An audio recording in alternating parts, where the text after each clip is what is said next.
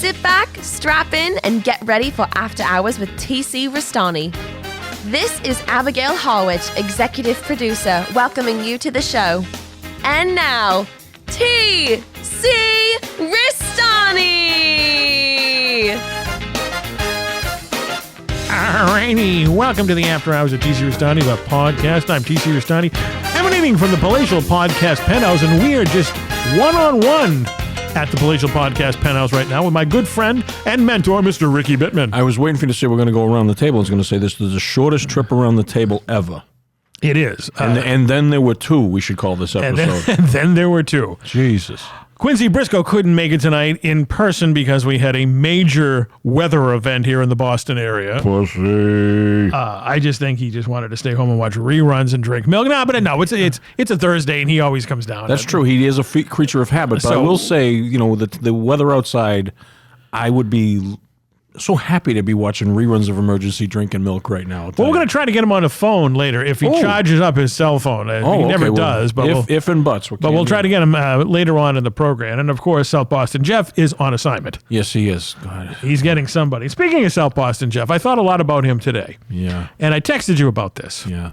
Our good friend South Boston Jeff, for those of you who haven't been listening to the podcast that long, passed away suddenly back in November, and he was the greatest celebrity stalker in the world. Mm-hmm. He got everybody's autograph from, and you name it, he got it, and he knew everything about everything.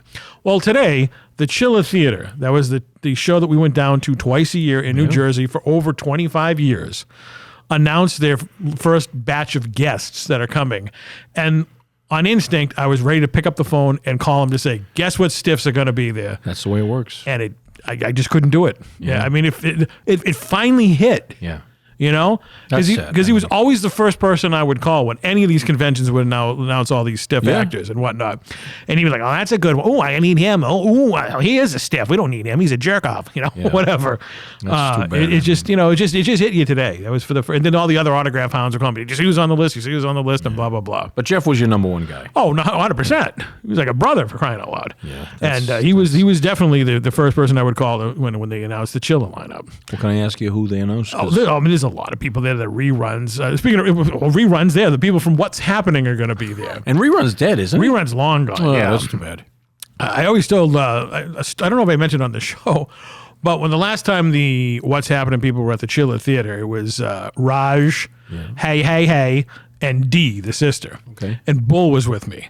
I go, well, you could just put a beret on him and he could be rerun. That's true, yeah. He couldn't do those dances, though. He tried. Because they asked him, he goes, "Can you dance?" And he goes, "I'll try." Whatever he did, he looked like a bushwhacker doing whatever he was doing. A lot of repeat guests. I don't have the whole list in front of me. One that they did add, which all the autograph hounds would call a good stiff, would be Jim J. Bullock. From Too Close for Comfort. From Too Close for Comfort, yeah. Yeah, that real Nelly, like sort of. He's never done a show. Really? So, I mean, that's kind of a coup to get him to get one of these shows. So he would be someone's key, I would imagine. Well, it could be someone's key, but he would be. That still makes me laugh. He would be known as a good stiff. Yeah, okay. Because he's never done one. And the other two girls there from Too Close for Comfort are going to be there. Well, that'd be a nice picture. You get the three of them on one shot there. I guess. It'd be better if Ted Knight was there. But yeah, that's true. He's only been dead for almost 39 years. Now, if you had the chance, if he was there, would you get something from Caddyshack or Too Close for Comfort signed? Too Close for Comfort. Really? I was a huge fan of that show. Over Caddyshack? Judge Smales? Don't get me wrong. Spalding! Judge Smales was probably where I was, Mary Tyler Moore was where I was first introduced to Ted Knight. Okay. And, of course, meanwhile, back at the Hall of Justice. That's true. Yeah, that's a good one. But Caddyshack, he was awesome. He made that movie. He wasn't in it. That movie would not be talked about today. Yeah. I mean, you Rodney and Bill Murray and, Chevy Chase, but he was that foil. He made it. Yeah.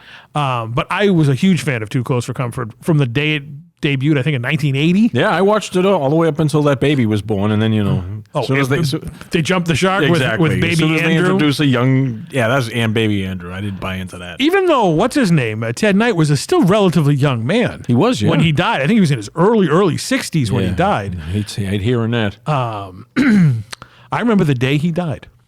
Wow. I couldn't even tell you what year that was if you held a gun to him. August of 1986. Wow. And the reason I know this was my family and I We're on a family vacation, not the one that Doug Palumbo was talking about in his quotes there. I got to talk about Doug, too. I was on the boardwalk up at Lake George in New York. Yeah. All right. We used to go up there a couple summers in the 80s, and I was walking down the boardwalk, and there was a radio speaker hanging outside the arcade.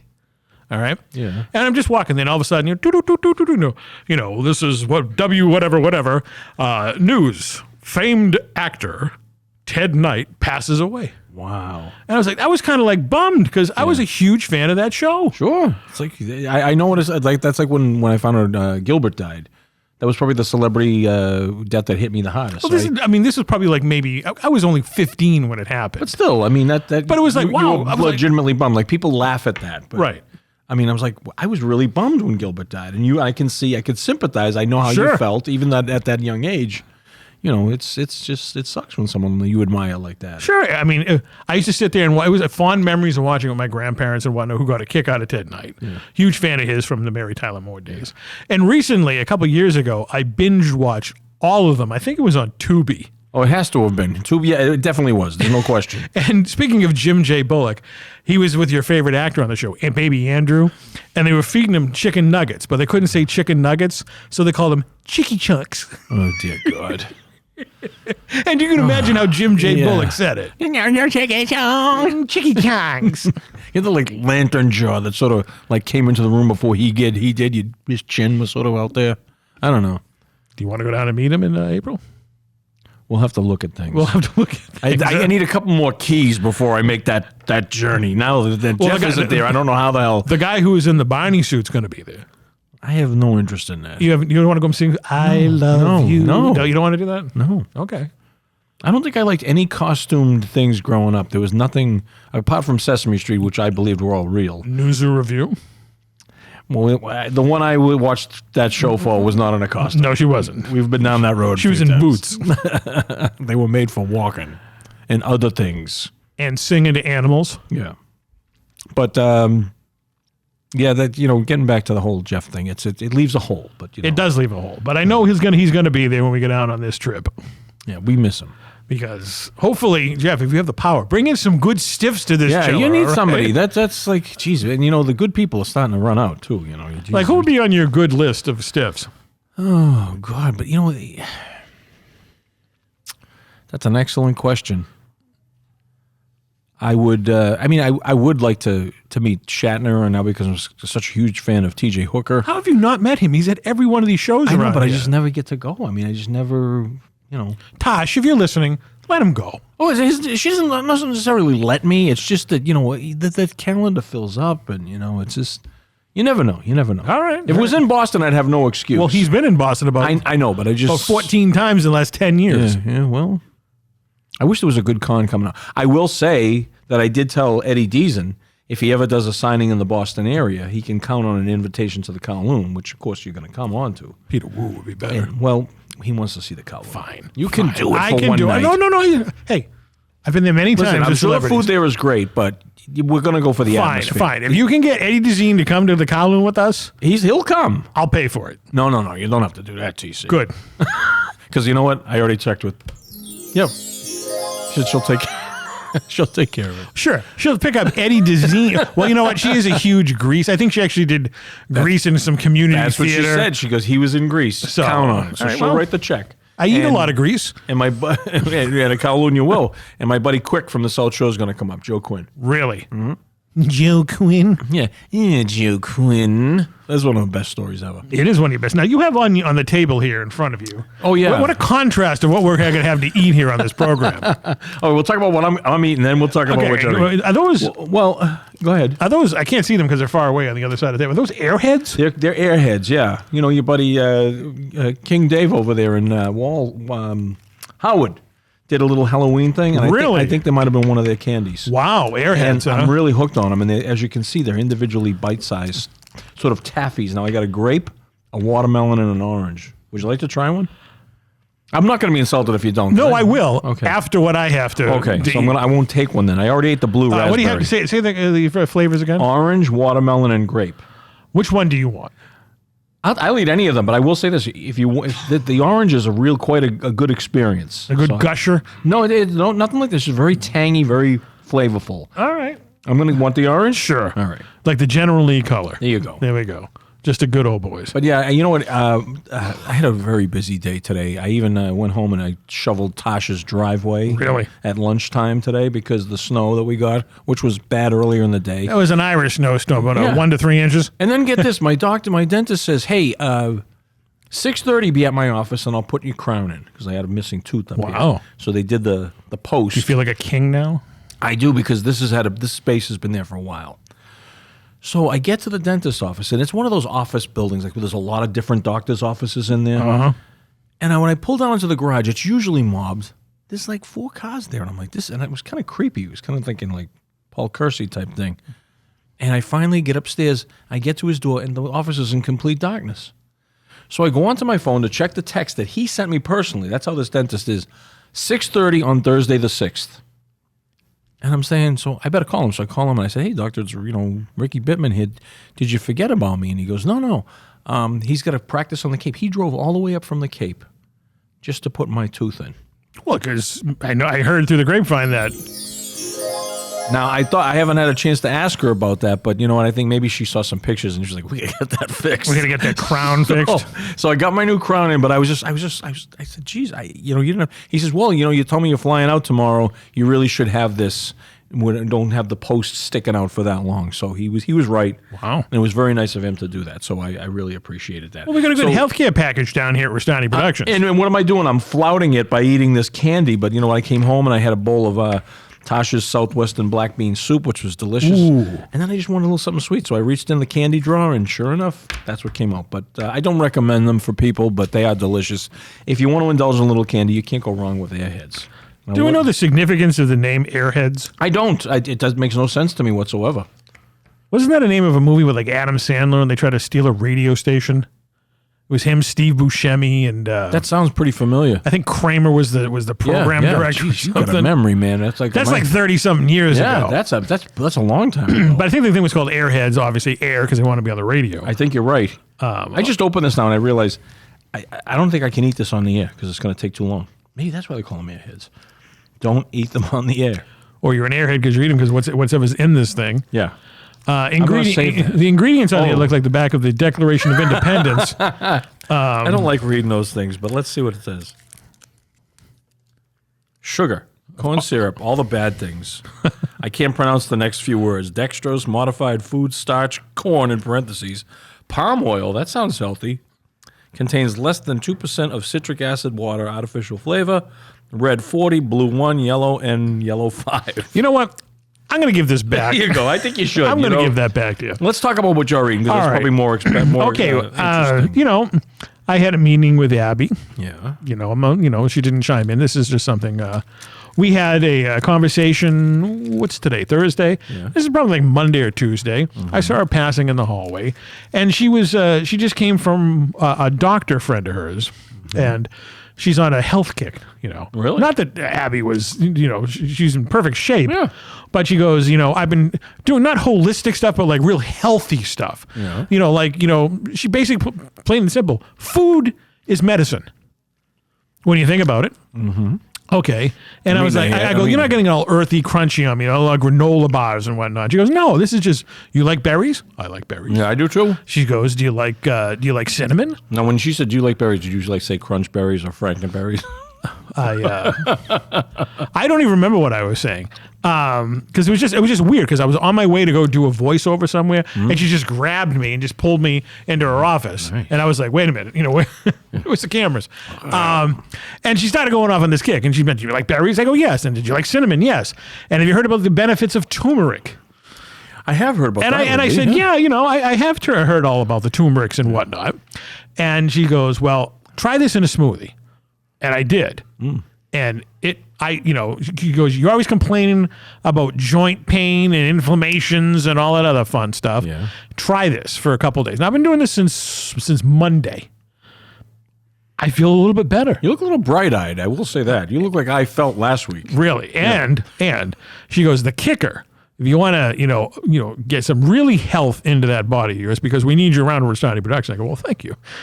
Is eating raw garlic. Interesting. So I have a piece of raw garlic here. That's what you would call a clove. A clove? It's a clove of garlic. All right, there. crimson and clove. That's a pretty big piece. Now, is that peeled? No, it's not peeled. was gonna say. I'm gonna keep it, natural. You eat it with the peel on there? Of course, I Nice. eat peanuts with the shell on it. I do too.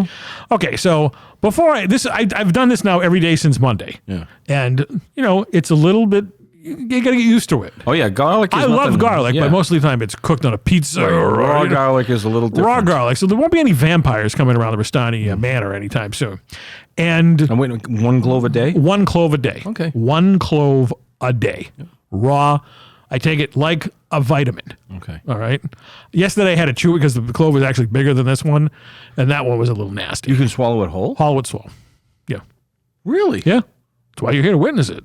So you're not going to chew that? I'm not going to chew this at all. I'm going to take a picture of this and I'll Does it break down or does it come out the other end? Let's just say it makes visits. Oh. It comes back to haunt you. You recognize it?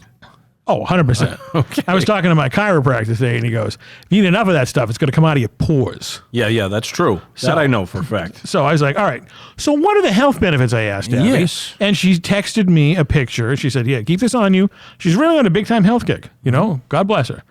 And the benefits of garlic, ladies and gentlemen, for those of you who want to try this. I'm sure people in the Mediterranean do this anyway. Yeah. And I'm sure there's a lot of health food nuts out there that have been doing this for years. Yeah. But we here at Restani Productions, we're slowly but surely getting back into the health kick. Slowly but surely. It regulates blood pressure and sugar. That's good. Now everybody down here, we are over the age of 50. Yeah. Oh, yeah. Some of us are even way over the age of 50. I'm not talking about you. No, that's okay. I'm getting there. It strengthens the immune system. That's good.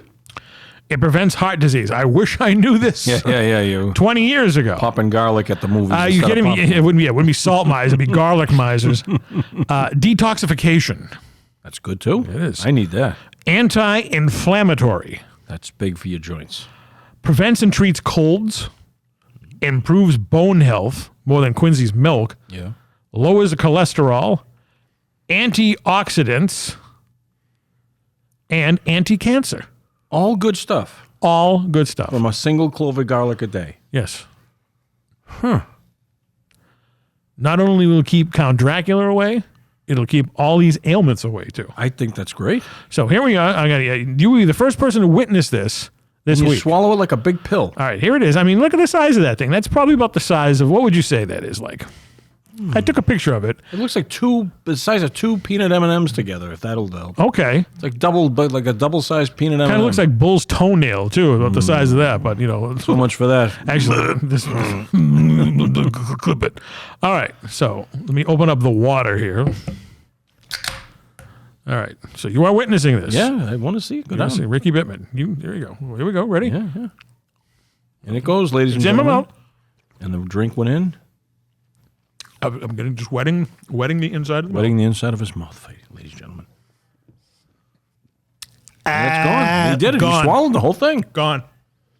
Now, Oh, I can feel it going down. but she said, don't chew it.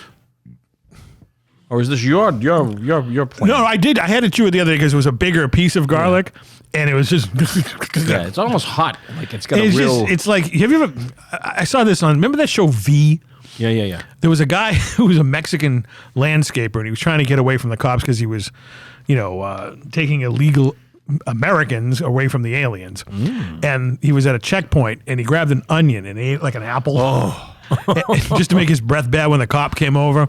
That's what I thought of when I was eating the garlic. There was a hypnotist that did that to somebody once. Really? I think he got sued. He did what? He hypnotized a person and gave them an onion and told them they were eating an apple. The guy was on stage and he bit into the onion and never phased him. Now, you believe in hypnotism? Or is it just a big work? I mean, I've seen it done. I mean, Have you ever been hypnotized? no, I won't do that. Why not? Because God only knows what will happen. I'll start going off or something. I'll start taking shots at people. I'll start telling. You know what happened to me when I was at that party? When I said, so it was a family trip. You put your foot in your mouth. Exactly. And what did I do? I just did it again. What did I do? Oh, Oh, yeah. Well, it wasn't so much put my foot in my mouth, but I was talking to a couple of buddies today, and we just bought tickets to Devo. Remember Devo? Whip it. Yep. Whip it good. 50 years they've been around, okay? Wow. So How old are they now? They're going to be in their 80s? No, they're probably in their 60s, 70s, late 60s, early 70s, mid 70s. Okay, all right. And they're 50 years they've been going around, and actually they would have to be in their 70s now that I think about it. But at any rate, they're coming to the MGM Fenway over in by Fenway Park. So I went on, I said, we're going to get 4 tickets, and one of the guys goes, Joe the Builder says, hey, I hope they do coal mine because my grandfather was a coal miner. Which I thought was a really stupid thing to say because that's a song they do, but it's not a song they wrote. It's not like a signature song for them. So they have another song, and I said, I hope they do Mongoloid because my grandfather. And come to find out, somebody else texted me and said, like, Joe's niece has got Down syndrome. And it wasn't, and again, I'm like, why are you bothering me? Why are you making me feel this way? It was a funny line. Even Joe ha-ha'd it. But this other guy, Radio John, has to tell me, just so you know, Joe's niece, he's really close to her. She has Down syndrome. I said, I didn't say anything about people with Down syndrome. Devo records a song called Mongoloid. I'm going to step 2 feet away from you. There's maybe a lightning strike hitting you soon. Jesus, I can't win. I can't win. Are they going to wear the planters on their head? They definitely will. Okay. I went to see them over 10 years ago. They played that outside Harbor Lights down there. And we for somehow, I don't know how we did it, we secured second row seats. We sat next to Tina Weymouth of the Talking Heads. It was great. Great long night. It was amazing. But they came out in the yellow suits, those radiation suits. That was a line in Back to the Future when Doc came down in the door. Is that a Devo suit? And they slowly started peeling those away during the show, and then they were in another suit. But they did start the show off with those are actually called energy domes. Energy domes. Yeah, it's not just people say, oh, did they wear the flower pots on their head? Those are energy domes, and I have an official energy dome. Are they signed by any of the members of Devo? No, but I probably, I was thinking I might bring it to the show. But the problem with those is if you've ever seen them, they don't really, they just sit on your head. You have to take them and modify them with like the inside of a construction worker's helmet, that little harness that goes inside of construction. That comes out, and there's a tutorial online on how to customize your energy. Of course there is. That you can make it so it sits on your head and stays there. But it kind of looks weird with that. But I like just putting it on my head. Well, I'm happy for you. You're going to go see Devo. Yeah, but again, I'm putting my foot in my mouth again. So that's what that's all about. But it's not going to stop me from having my sense of humor. No, you can't. I think Trump did an executive order. You can say these things again. Yeah. And it wasn't anything bad. It wasn't, no. And Joe ha-ha'd it. You didn't say, oh, by the way, Yeah. It's too bad these microphones are, actually, it's a good thing these microphones aren't on 24 hours a day. Oh, forget it. No. We'd be run out of town on a rail. We would be run out of the universe. So that was my experience today with putting my foot in my mouth. But I'm sure there'll be another reason. Well, you got another foot, Mm-hmm. So, and you're going to Florida. So I got a whole week in Florida. So who knows who you're going to offend down there? I'll be watching the Super Bowl, ladies and gentlemen, this Sunday. Watching the, I'm going to say it right now, the Kansas City Chiefs will win the next Super Bowl. Super Bowl 59. It's always the same age as me. That's how I remember what Super Bowl it is. Well, you know why the Kansas City Chiefs are going to win? Why? Because the fix is in? Because it's a work, and they need Taylor Swift on TV to get the younger crowd in, or the girls. Who are you kidding? I don't think I don't think the girls watch it. See, I go over my nephews every weekend. They're huge sports fans. So when they won the equivalent of the runner, Patriots, yeah. No, the couple of weeks ago when they won the they won the AFC, whatever the hell that is. Okay. Yeah, they won that thing, and they kept putting the camera on her, and she's on the field. Does it bother them? Yes. Yeah, of course it does. It does. Yeah, now, do you have any inkling on who they're rooting for? Oh, well, it's split. Okay, because if the Chiefs win, it puts them right up there close to the Patriots. Okay. And a lot of Patriots purists are like, no, the Chiefs can't win because they can't be as good as the Patriots. My problem is I despise Philly Eagle fans with so much passion. I think they're absolute animals. I want to see them disappointed. I'm not a fan of Philadelphia anyway. I was down there. It's going to be good, folks. I can tell by the look in his eye. I was down there this is probably 1999, 2000. Okay. I went down. A long time ago. I went over 25 years ago. I went to the East Coast version of AVN. All right. Of course you did. All right. I was security. And they had it in Philly? No, they had it in Atlantic City. I was going to say, that sounded like they had it in Atlantic City. So they're pretty close. They're like maybe 20 minutes apart. Okay. All right, so it was in Atlantic City. Right. And if you've been to Atlantic City, you've seen Atlantic City. And they're like, let's go to Philly. Yeah. And I go, it's fine. So after the whole shindig, we went to Philly. There was a bunch of us there. And we were walking around down by Penn's Landing. Is that what it's called? I have no idea. I think that's what it's called, Penn's Landing, where Pennsylvania was named after and whatnot. So people in Philadelphia, maybe you can school me on this. And we were hungry. And we wanted to get a sub. Oh, no. All right. So I walked up to one of these sub joints. It wasn't It wasn't Pat or Gino's or anything like that. It was a fight. Or something. No, it wasn't one of those bootleg places. It was just a generic, Philly House of Pizza or something. And I said, "Yeah, can I get a large steak and cheese sub?" And they're like, "What are you, from Boston?" Yeah. And I go, "Yeah." Why? He goes, "Well, I can tell by your weird voice. Yeah. And we call them hoagies down here." I go, "Hoagie was the name of Michael Caine in Jaws 4." All right? And Hoagie Carmichael. Well, good for him too. But yeah, it was just like, frig you Philadelphia scumbag. Yeah. So that's why I don't like Philadelphia. Yeah, they hate everybody down there. And I'm surprised they didn't say in Boston it's called a steak and cheese. Down there it's called a cheesesteak. Oh, whatever. And the guy I'm trying to get on, look him up on YouTube, ladies and gentlemen, The Real, who's doing his food reviews, he just did a whole thing on steak and cheese. Good. And it'll make you want steak and cheese, but he pulls no punches on the fact that Pat's and Gino's in Philadelphia absolutely suck. There's 2 other places down there that are Airwolf, great. Chris and his family went down there, Yeah. and they got them. There's not cheese in it. It's cheese whiz. Cheese whiz, that's the cheese down there. It's like, come on. Yeah. That'd be like taking Quincy's cheese balls and crunching them up and throwing them in it. We'll see if we can get The Real on this podcast, and I'm working on it. You do this. Airwolf We'll has buy got him a steak and cheese. Well, I'll send Airwolf the video where he talks about the guys, the 2 shops down there. There's John's or something like that, and some other place down Philly.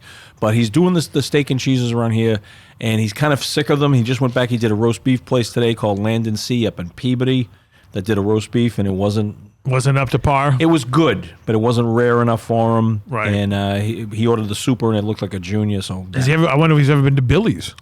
he probably has. I know his favorite place for both. One of his favorite places for roast beef is Glenn's up on Route 1. That's who I think of every time I drove by there. Where is that? It's on Route 1. It's where I think it's a Cappy's heading north from Malden. It's on the that right-hand used side. to be. I ate there once with Glenn. It was a roast beef place. I forgot what the name of it was. Maybe Bill and Bob's. Yeah. Bill and Bob's. Yeah.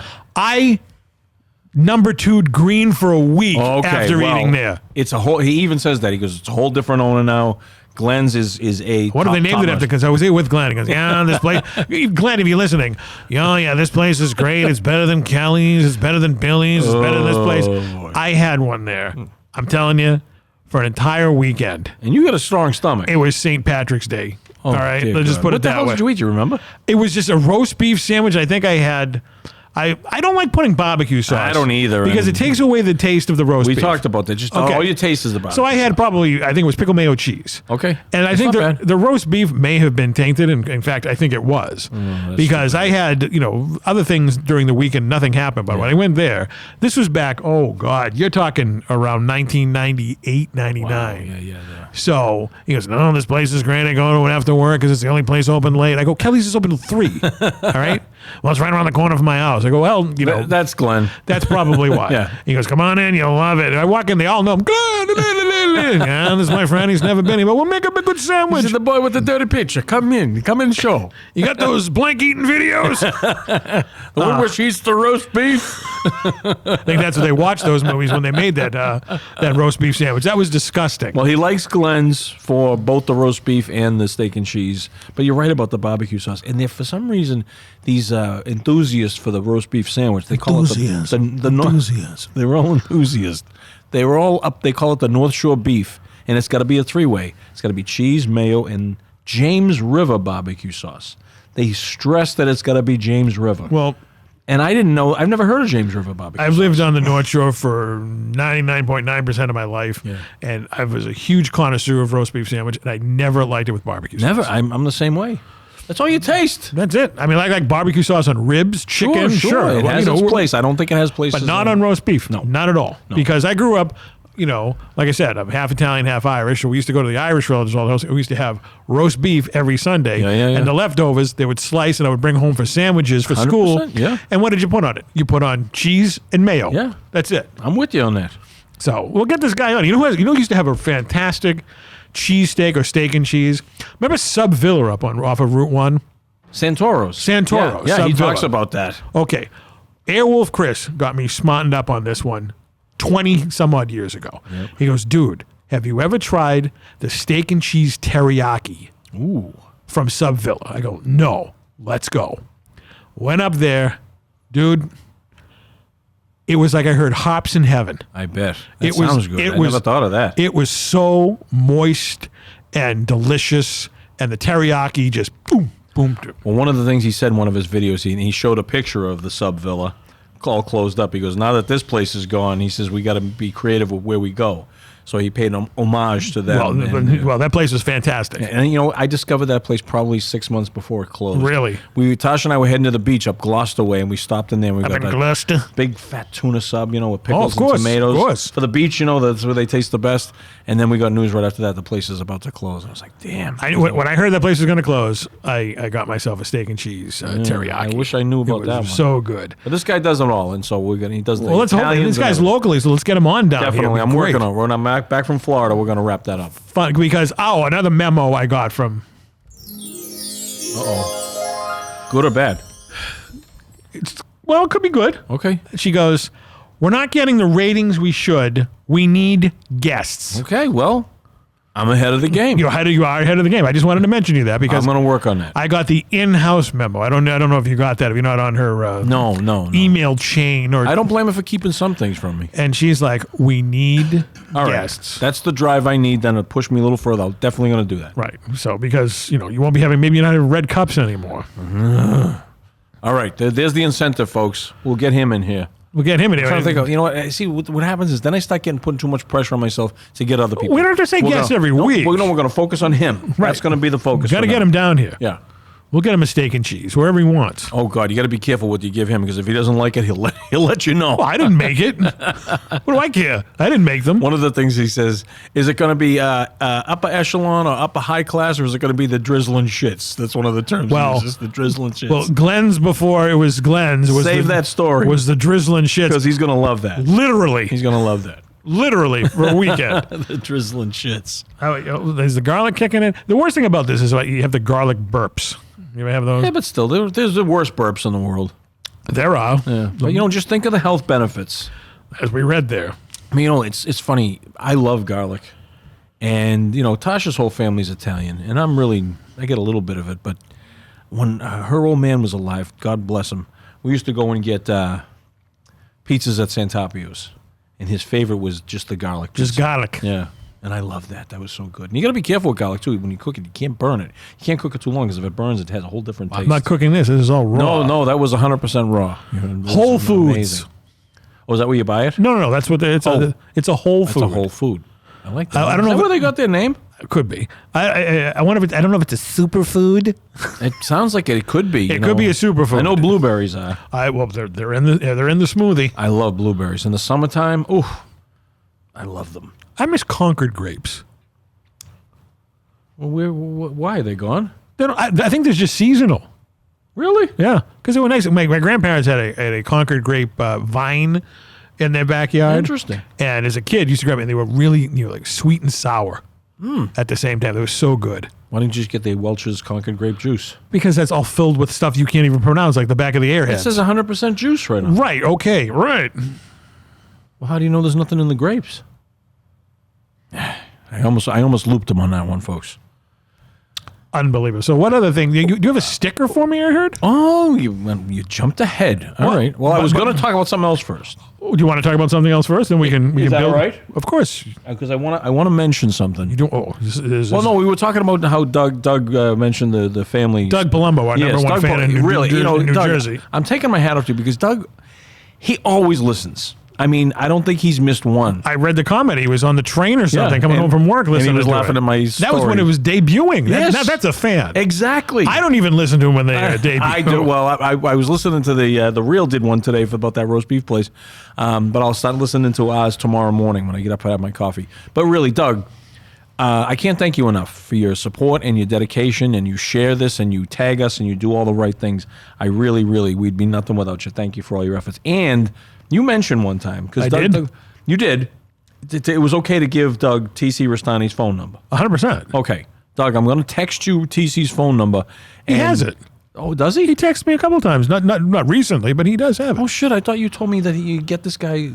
He has the number. All right. Unless it's somebody else pretending to be you guys Doug. got to get to, because Doug would be a good guest. Of course, we'd have to do it remotely. Well, obviously, the cord's not long enough to go to down to New Jersey. I think if we said, hey, Doug, come on up, he'd probably do it. Well, but we are going down to Chiller the end of April. Well, you are.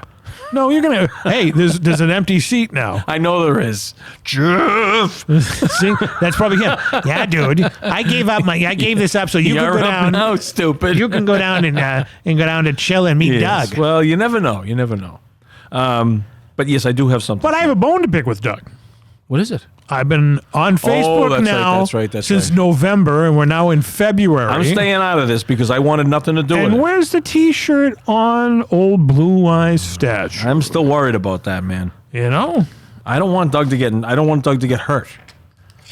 I mean, he does have that last name, but still, we could always send Quincy down to do it, and he would do it without any problem. Quincy would whatsoever. do it there if the entire Sinatra family was having a barbecue. This guy needed a shirt. He told me he needed a shirt. I don't know who he is. He was in Cannonball Run 2. That would be his only. Right. I remember him from Cannonball Run 2. I wonder if anyone ever said that to Sinatra. I remember you. You were in Cannonball Run 2. Well, if we met him, we would have said that. I was in a few other things, you know. But not as good as Cannonball Run 2. Oh, come on. Old Blue Eyes. He's a fantastic person, but I enjoyed Cannonball Run 2 more than Cannonball Run 1. Listen, man, I'll tell you right now, it was good, and his appearance did make me laugh. It was pretty cool. Do you remember what Mary Lou Henner was wearing in that? Oh yeah, and she was drinking Miller High Life too. My favorite beer, yeah. And she was mucking it up with Captain Chaos. Nothing wrong with that. No, Dom DeLuise, gone but not forgotten. No. I was just watching. Somebody was talking about the movie Fatso recently. And he was so good in that. Wasn't that directed by Anne Bancroft? Yes, and written by her, I think, too. Wow. And, oh, my God, that movie is so funny. People really go watch it. The only problem with that movie is the ending. It ends really suddenly and strangely, but the comedy in that movie is just incredible. And his brother in the movie was played by the guy from Barney Miller. Yes, and the was interaction. It Ron Carey? Yeah, I always get him mixed up with Ronnie Shell. Remember Ronnie Shell? Who's Ronnie Shell? He was another one of those diminutive actors. You'd know him if you saw him. He was... I'm blanking out here. But he is out there. And he also did the Better Cheddar Snack Thins commercial. Oh. That, who's the guy you just mentioned? Ron Carey? Ron Carey. He did the Better Cheddar Snack Thins commercial, remember? Not as good as the guy who used to do the Cheetos commercials. Oh, that was Avery Shriver. Avery Shriver, Why can I remember that? And I can't remember. Avery Shriver looked like if Captain Lou and Ron Jeremy had a kid. The Frito Bandito. Right. That's what it looked like out there. Hey, it sold Cheetos. It did. I remember it. Unbelievable. I do have something for you. You do have something. You know what I've been watching? For some weird reason, the other night I was watching TV and the movie 10 came on. Bo Derek? I did not appreciate her when I was younger. Yeah. I mean, she is beyond a 10 in that movie. Yep. And she really still looked is. good for I mean, she's got to be pushing 70. Yeah. Beautiful woman. You know what the first movie I ever saw her in was? Orca. I was going to say, she was in Orca. When she got her leg bit off. I finally got one right. Her leg got bit off by the orca. Do you know the famous, but I'm going to forget if I don't say this now, the footage of Evel Knievel's jump over Caesar's Palace water fountains? I know what you're going to say. That was shot by her and her husband. Really? Yes. That camera work of him slowly... Wasn't that also promoted by Vince McMahon? It could have been. That I don't know anything about. I think one of those jumps he did. He would be somebody I would see getting behind the Snake River Canyon on the Sky Cycle, which was the rocket that went up and went straight down into the canyon. But Bo and John Derek did record that. Yeah, they were. He was a photographer, and she helped him. I think the famous shot of him like looking like a ragdoll and going head over heels was shot by Bo Derek. I'd do that if I got the chance to meet Bo Derek back then. Yeah. Well, yeah, but it was Bo Derek. Yeah.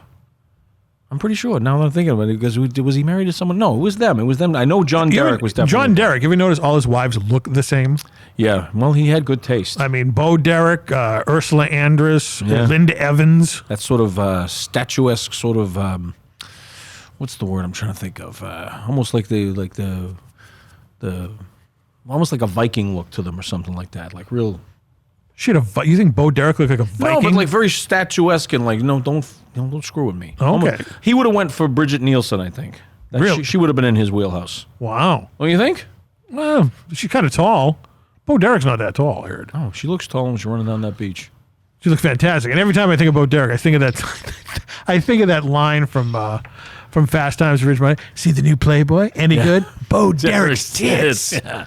No, that's mine. That's not yours, but that's mine. All right. So you just gave me Read the letters. TWICB. What does that mean? This week in Charles Bronson. Yes. Now, do you remember I told you? And it's got there's a little face of Charles Bronson on a gun. I just You gotta look close for my that. eyes are bad. Yeah. So Now, our good buddy Eric Todd, who's been out there supporting us on social media, right, sharing us to his group. Oh, did he? He shared us to his. This Oh, week that's in right, he Charles did. Bronson. So That's right. Thank you. yes, Eric's a great guy, and I'm glad we hooked up with him and all that. And I think he's a wrestling fan too. I think a lot of what we like, Eric likes. Okay, good. You know, so it's. But I know Eric, you are Because you sent that thing of Rancid Vat, that album that had like Ric Flair and Bruiser Brody on it.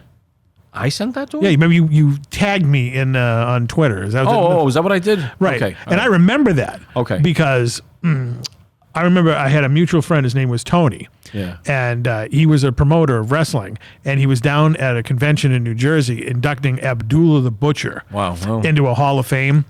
And he quoted, he goes, like that song from Rancid Vat about Bruiser Brody, from Puerto Rico to Japan, you are the man. Then he knows. Yeah. But I will apologize, Eric, about the declaring the the Kansas City Chiefs as winners. Listen, we love Philly, okay? I don't know if that's where you're from. Maybe that's where you're from, but you know, it's just all good. Just forget it. It's all good-natured sports bullshit. All right. I don't want to offend them. I have nothing but top-notch respect for the people of Philadelphia. Of course, but I mean, just when that guy was correcting me on a grinder and a sub. Yeah, but those Philly fans, those Eagle fans. I just got three little letters to say. What? ECW. Well, you can't. Yeah, they got that, and they also got the Stoogeum. The Three Stooges Museum is in Philadelphia. Unbelievable. It's called the Stoogeum, and you got the Rocky statue. Well, hopefully, if he And the Liberty Bell. if he's You from think that that would be area, up there in the if he's top from two. that area, and he went to ECW. Give us a call, and I'll tell you the story about the night that New Jack went berserk on the kid in Revere, because I was in the locker room and I witnessed some stuff. Oh, I never know. I want to talk I will about save. We'll save that for if someone who wants to come on as a that. Well, guest. you know who was a big fan of ECW and going to ECW Arena? Who's that? The Real. The who? The Real. The Real. The food guy. Oh, the food guy. Yeah. Okay. He's a huge, big ECW fan. So. Well, there we go. We have a lot in common. Steak and cheese and ECW. Yeah. Now, getting back to Eric Todd. Eric Todd. Now, you're good at sending stuff out. I got Eric's envelope that he sent me. Well, the thing I mean, we could send him one of our stickers for sure. Well, I was saying, But being he's been so nice to us and promoting us and whatnot, I think I'm going to send him down. Maybe you can help me with this because you work in a printing thing. Yeah. One of our mugs. I could package that up for you. That's what I'm talking about. All right, then give me some stickers and I'll do it. You'll do it. I'm just saying how good you are at these things, but stickers I can send out. I won't be able to. Mugs. I won't be able to probably get it out till after. Well, no, we'll send the stickers first. All right. Are you going to send your Ricky Bittman stickers as well? Well, I was going to say we'll put Batcast stickers. We'll put a care package Put some together. Howard stickers in there. Everybody. We'll promote. We'll all promote everything. We'll send you a nice package. What about our good friends over at Talking Toku? Yeah, we'll send them their stickers too. He's over there editing in the Palatial Podcast pen out. Dave, would you want to have some? Dave, come over here on the microphone over here. Impromptu guest over Poor here. Dave. We got Dave here from Talking Toku, Boston's #1 Godzilla podcast, correct? That's me. Hello. Dave, give us the 411 on what Talking Toku is. Talking Toku is, as you put it, Boston's only podcast where we talk about sci-fi monsters and dinosaur adventures. Wow. You can have that on a shirt? I should. You definitely should. I should. The problem is, and I ran into this when I went to G-Fest last year in Chicago. That's Godzilla Fest for those people who don't know what you're talking about. The Godzilla convention in Chicago. I tried to make shirts, but the issue is I went through like an official channel because I wanted them to be nice shirts because I was giving them to friends who have been on the show. I was on the show, wasn't You were on the show, so you need a I need a shirt. You need a shirt. The problem is our logo has Godzilla, which is a copyrighted character. Oh. They don't like you doing that, so I need to go through less than legal means. Can you give him red eyes or something? I probably could. I mean, it's an interpretation of Godzilla. Yeah. I mean, you're dealing with copyrights. He's absolutely right. I've got a buddy of mine wanted some T-shirts made for his kid's birthday. and he drew Yoda. The kid was an artist. And when I brought him to the printer for him, the guy's like, I can't do this. And this is for a kid's birthday. And I'm like, no, you got to do this because I told him you would do this for him. This is back. I used to be in this business. And the guy's like, all right, I'm going to do it. But like, seriously, if you get caught or somebody, I have nothing to do with it. So it's a big deal. That's Yoda's brother, Phil. You know? To you, it is. Change the color of his skin just a little Yeah, bit. Yoda was green. You can make him purple. It's tough. It's tough. But He's like a Smurf, but different. when you take it to someone, 9 times out of 10, they're going to not want it. And on the screen right now, you can see it. There is the fantastic logo of Talking Toku. Yeah. Where can we find you on social media and all these other wonderful places? Oh, you can find me on God knows how many socials. Instagram, Facebook, Twitter, YouTube, Twitch as well. We're on Twitch now. Twitch, you got a little problem, a little neurological A problem? little bit, yeah. Because Godzilla, can he take care of that? Yeah, Now, how do easily. you... Now, speaking of the copyright thing, I heard Twitch was very anal about stuff. You know, if you had like music in the background, yes, they boot you absolutely. up. So, but you just talk about it. You don't show any of Yeah. this stuff. Well, we haven't done much on Twitch. It's more of an impromptu thing. Like we'll occasionally stream a video game if we're feeling the. Now, how can you get away with that? I do not pretend to know how Twitch works legally. But Smart. Now, people make careers out of just playing video games. How all many the time on Twitch. episodes of Talking Toku have you done? I just finished editing episode 85. 85. Good 85. number. One of my favorite numbers, 85. And what is the topic of episode 85?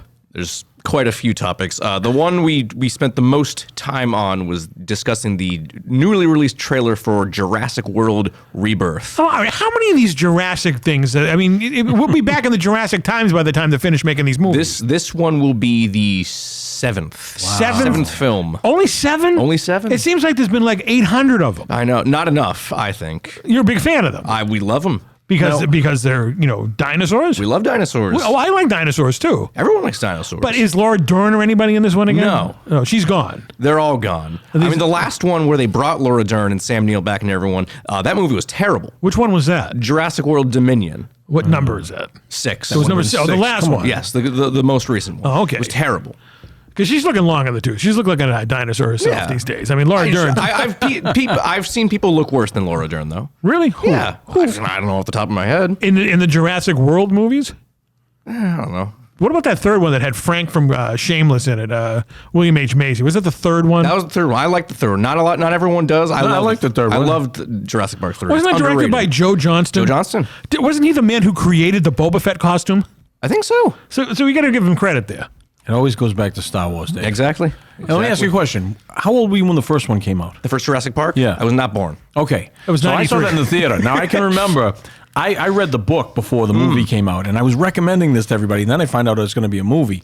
And I can remember me and a bunch of my friends and my girlfriend at the time went to see it, and there was a couple of people in front of me finishing the book as the movie is getting ready to start. Perfect timing. Yeah, and it's like, it was such a big event. It was Now, a was the summer book night. different than the movie? Like Jaws was different from the movie? Yeah. But I mean, but I will say this: the thing that was very jarring about the book was the description of Nedry getting eaten. Oh, it's violent. Yeah, it is very, very graphic. Yeah, it was really, and I always loved them. I always loved the Jurassic Park movies. I don't think I think I gave up at 5, but I should check out 6 just because 7's coming out. So Now, for all my kaiju needs, explain a little what kaiju is for the people who don't know what that so is. kaiju is a Japanese term that translated literally means strange beast, but it is generally. Have you ever met Bull Montana?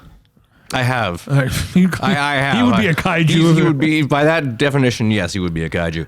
But it is just generally the catch-all term for giant monsters now. It used to be just specifically Japanese giant monsters, but now it's starting to enter the public consciousness. So you hear the word kaiju being thrown around in the DC movies. They mention that with referring to Starro as a kaiju in the Suicide Squad. Unbelievable. You know what my favorite kaiju movie is? And he's going to know the answer to this. What? Have you ever seen The Last Dinosaur? who was in Richard Boone. I was just say Richard Boone. Damn, the name was right on the tip of my Joan tongue. Van I Ark. have seen it. I remember. It was Joan like, Van Ark. That was like a Sunday night movie of the week, I believe. And also the other guy, and I don't remember his name, but he played Charles Bronson's son-in-law in the original Death Wish. There you go. Oh, I know who you're talking about. Right, Yeah, yeah. He's dead. I love this movie so much. I've been a fan of this movie ever since it hit the airwaves on WLVI TV 56 when I was probably like 7 or 8. Yeah. And they're actually now making toys for this movie. What, really? Almost 50 years later. Wow. That's Because pretty he came cool. in here one day and he goes, dude, you're not going to believe it. They're making the dinosaur from The Last Dinosaur as a toy. I was like, Hook me up. So you know your history then. You know all about the Creature Double Feature. Oh, of course. That was how my dad found out about Godzilla and then passed it down to me. Gotcha. Okay. Yeah, I can remember. It was like roller derby and Godzilla or Creature Double Feature in the afternoon. That came on, I think, around 2 o'clock in the afternoon. Remember the Yeah, it was great.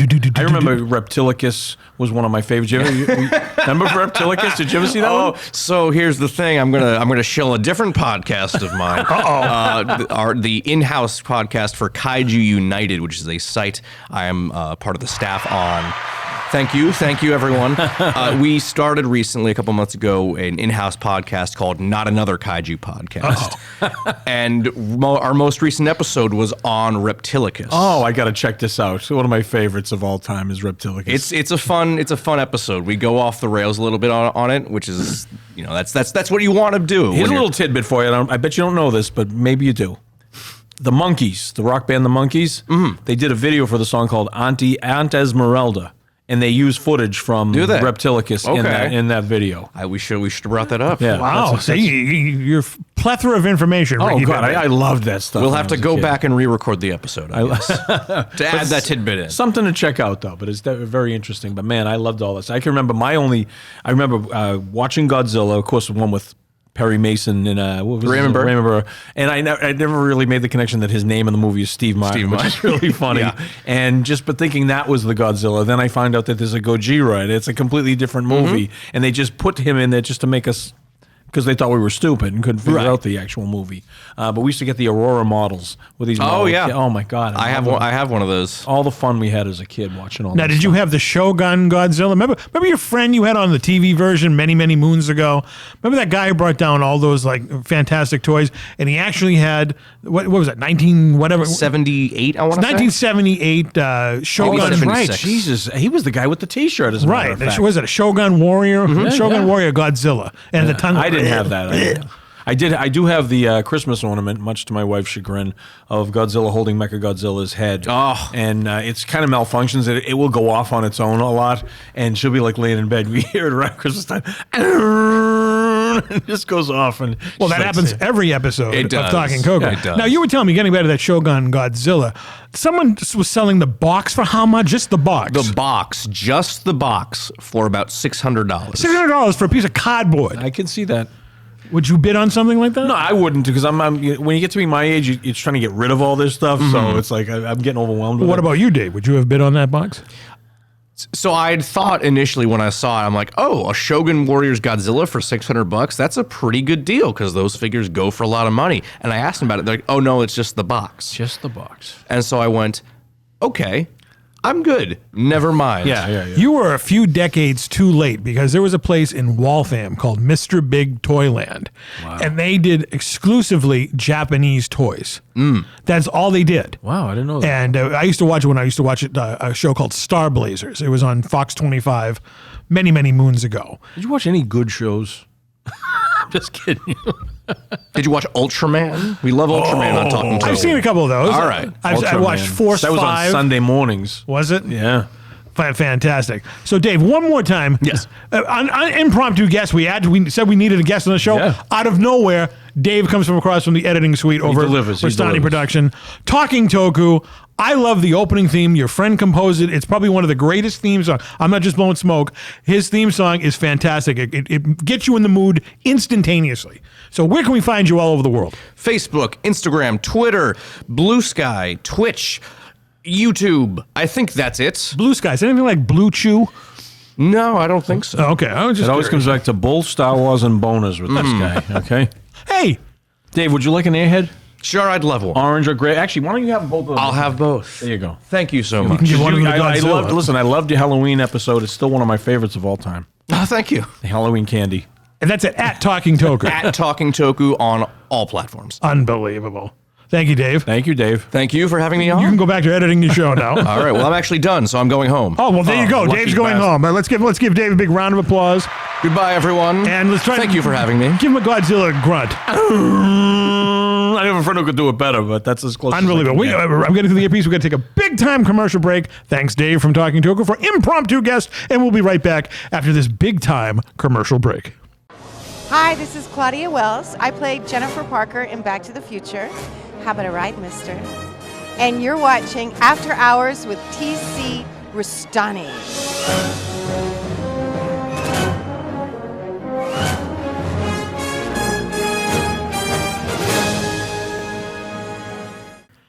Alrighty, welcome back from that big time commercial break. That was awesome having Dave from Talking Toku just randomly come in and just chat with us. I think he might have scored some big time points with you know who. Could be. She wanted guests. She did want guests. All right, so Dave, you never know. Isn't it like magical? She talked about it, and then Dave just happens telling you to come over to the podcast penthouse. This will mean a lot of good things coming your way. It's going to go like that. Now, you have something for me? Well, yeah, this whole thing with Eric Todd started this week in Charles Bronson podcast. I asked him for some stickers, and I kind of thought he might have forgotten. I was like, I'm not going to bother the guy, because he's just sending them to me for free. And then they magically show up, and then we friend him on Facebook, and now we get this whole relationship with this guy. But you said, what does the sticker say? And I said, I love Bronson. Now, Eric's probably going, this guy's an idiot. And I was very tired last time we recorded that episode. But here's the sticker. I can't. This is going. You take your pin back. I'm going to take my pin because I got to wear that. You got to wear it. That would look good on a scally cap. Exactly, because I want people to ask me what it means. So here we go. Here's this for you. This is the official This Week in... Oh, I Heart Violence. I Heart Violence. Isn't that the post? This Week in Charles Bronson podcast. And it's got Charles. It is. And it's got Charles and a little heart right there. You have to put the picture up on the screen. Oh, this is definitely going to go up the screen. This is fantastic. That's going on my Yeti cooler. I got a Yeti cooler, but I don't want to ruin it on the Yeti cooler because I'll drop it and it'll scratch it up. This is going to find a place of prominence somewhere. Yeah, it feels like it might be laminated or something like that. It's very high quality. It really is. It's a vinyl sticker. I Heart Violence this week in the Charles Bronson podcast. Much nicer than the Ricky Bittman stickers you'll be getting in the mail. So. Even better than, he's getting a mug from me. He's getting a mug, yeah. That mug is sharp. And our bootleg Restani stickers, which we need to get Abby to get some new ones made. Those look like they were made at, Staples at 3 a.m. Yeah. But I love that. I Heart Violence. This is fantastic. This is very awesome. So that's for you. I got one, and I got my little pin here. I'm gonna when the show is over, I'm gonna take a picture of it on our podcast machine. Beautiful. Because we are podcast brothers. That's right. We are now brothers with This Week in Charles Bronson podcast. If we can hook up with Eric, we should do a revisit. He's probably sick of talking about it with his guys, but maybe he could come on and talk about Death Wish 3 with us. Or just the rape scene of Counselor Troy from Star Trek. What did you do last night? I talked about a rape scene for an hour and a half. I went out and I did some work for you, TC. I did some This is awesome. This is awesome. Hooked you up with a guy. I love it when we hook up with people around the world of podcasts. And it's been a while since we've hooked up with a really good positive podcast. Yep. The last time we did one was with our good friends, the Rob and Slim Show, down in the New Jersey area. So it seems like we're Northeast people love doing the podcasts out there. Has anyone from England reached out to you about anything recently? I was kind of bragging to Eric that we have listeners in England. Oh, we do have listeners in England. My good friend Joe over in England. My good friend Marie over in England. Hello, Joe. Hello, Marie. I go into these Twitter spaces still, and I chat with a lot of people from England over there. We got to talk to them because I'm in the very early stages of planning a trip to Liverpool. Really? Yeah. They'll probably say it's a fucking dump. I know they will, but I just got to see some stuff. I just have to. All right. Well, I'm in my 60th year. I keep reminding Tosh this. Don't give me a hard time. I'm in my 60th year. All right. Joining us on the phone, all the way from the bed from the Hood Milk Plant, is none other than Quincy Briscoe. What's going on, QB? Not that much. I'm just watching a good murder case right now. Oh yeah, which one is? What show is this? Major Crimes. Major Crimes? Wow. I never heard of it. They show some good cases. Is it like a cops type of show? Yes, it is. And that's a good one too. All right. So it's not like emergency. It's not a drama or anything. You're not looking out your bedroom window, are you? No. Right now I'm on Star Channel. Just have to try this. And right now there's Major Crimes. Major The Crimes. Closure and Major Crimes and those type of shows. Excellent. That's awesome, Quincy. That's I know the reason you're not down here tonight is we had a little winter spell, and you didn't want to take out the motorcycle, so you stayed home at the Briscoe mansion to watch these fantastic shows. Is that correct? That's correct. It's just too dangerous to be out. I'm here. And I was told it's going to go till next Thursday. Well, I heard it's going to snow again over the weekend. I don't know if it's going to go to next Thursday. Yeah, we're going to get a few breaks in there. Temperature-wise. Well, temperature-wise, it's going to be in the mid-30s. So it's not going to be that cold. It's not going to be like, sub-zero. Everybody doomsdays everything nowadays. My God. I'm sorry. Well, on the other hand, I think it could change. So we'll get 5 inches, but on the other hand... You'll get 5 inches. We'll be watching Bo Derek movies? Yeah, temperatures could change and all this could melt, right? It could. Isn't that correct? You are now. You can add meteorologist to your list of things that you are. Now, these meteorologists are good. Yep, don't ever doubt them.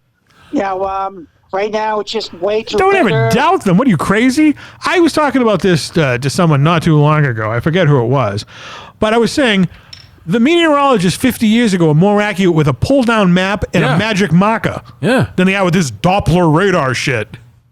So there. I would put all my trust into Don Kent. 100%. And Shelby Scott. And Shelby, well, they'd stick Shelby Scott out in the... That's right. She wasn't a weather person. They just threw her out in the weather. In the weather, right. Don Kent said, I ain't doing that. I'm going to sit here with my magic marker and go the high pressure, low pressure. Put a little brandy in his coffee. Let's stick Shelby out there. For those of you... 60s and For those of you who don't live in the New England area, or are not ancient, in the Boston area many moons ago, Shelby Scott was a reporter on WBZ, and they would stick her out in every hurricane, blizzard, they anything. just throw her out the door. And she became legendary because of it. If you saw Shelby outside, that means you should stay inside. Yes, exactly. That's a good way to put it. That was exactly the way it was. Shelby out, you stay in. Correct. A mundo. So, Quincy, how many gallons of milk did you get before the big, big snowstorm we had? 3.5 gallons. Whoa. Now, how do you get 3.5? So you just bought 3 and just said, I just need another half? Just another half gallon. 3.5 plus there's an additional gallon, and that way, and a loaf of bread. You're the original. I need to get the milk and bread. So what have you made with that loaf of bread so far? Well, milk and bread. Let's see.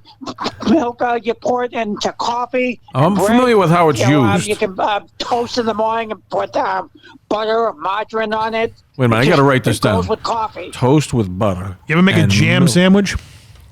Sometimes, yeah. No, you know what it is? You take 2 pieces of bread and you jam it together. Jam it together. Get.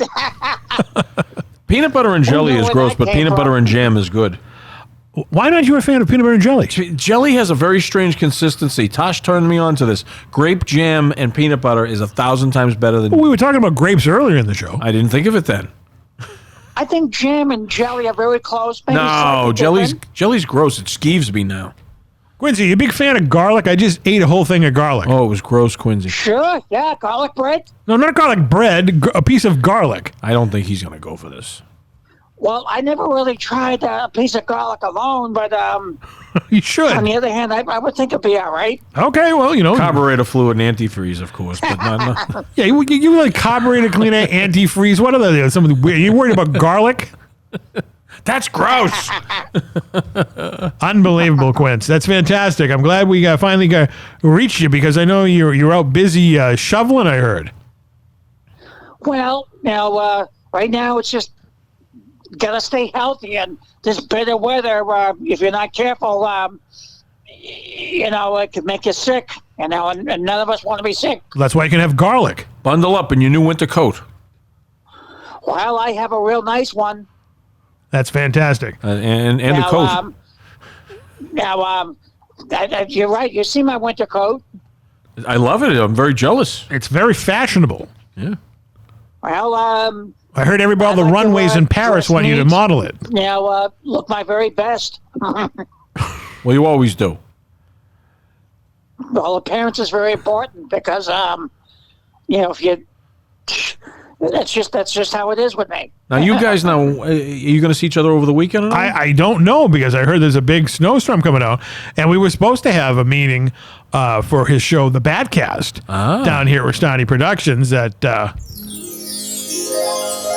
put together. We can always reschedule because even Batman would say on the back computer, he can predict weather. The back computer do all kinds of things. So he says, if it's way too dangerous, stock up now all kinds of things from the grocery store: milk, bread, jam, jelly, margarine. You know, when I think of a snowstorm, Quincy, when I think of a snowstorm, I don't think of bread and milk. Yeah. You know, I think of like, I'm going to go get some, like, I don't know, French bread pizzas or something good, chicken fingers with blue cheese. The good stuff, not some just beer. Not just milk and bread. What are you in jail? Oh, yeah, well, that's just for openers.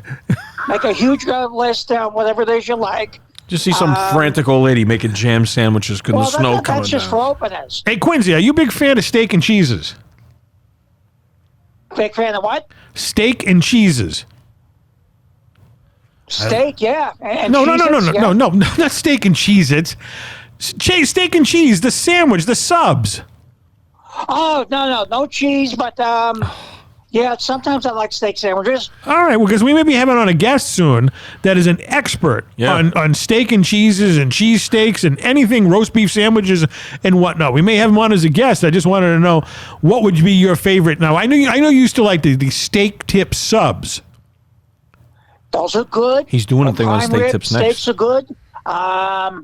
Yeah, with a little and roast beef subs are good. Have a little barbecue sauce if you have a roast beef. Not a fan. See, this is going to be a good debate when he comes down here.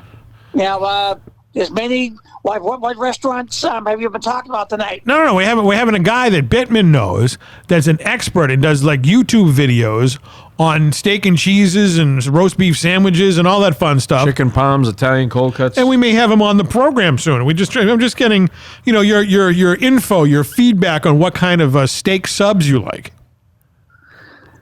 Well, as you said, steak tip subs are good. Prime rib steaks are good. But no cheese. No cheese, huh? And Jesus. if you have roast beef, then you that gotta have fascinating. barbecue sauce.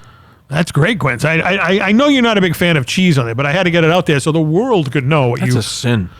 That's okay. Now, when you asked him if he likes steak and cheeses, I'm going to tell you what I thought he was going to say.